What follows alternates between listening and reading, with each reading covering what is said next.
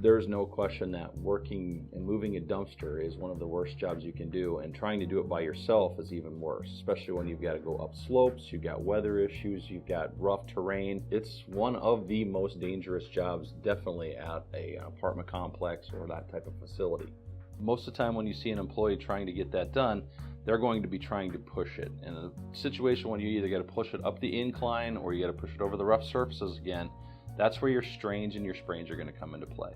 And those are the situations that you need and you want to try to prevent. There's just really no good way to get to that dumpster to push it out or pull it out of there.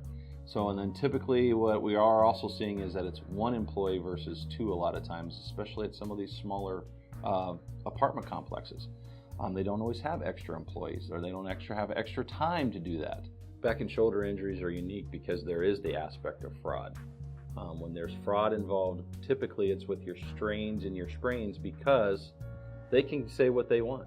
The doctor didn't, it's not a broken bone. The doctor can't specifically say they're fixed, and they won't. The doctor won't be able to say that because they can't definitively answer that.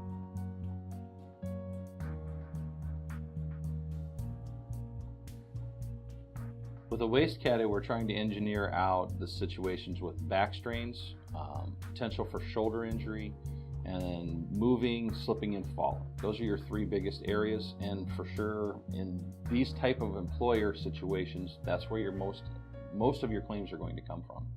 So when it comes to return on investment with the WasteCaddy, strains, sprains, and those type of injuries again, they're averaging somewhere in that $40,000 to $50,000 range most of the time for a lost time claim.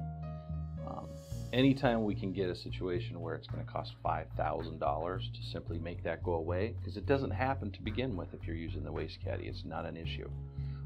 That's exactly what we would want to do as far as engineering those risks right out.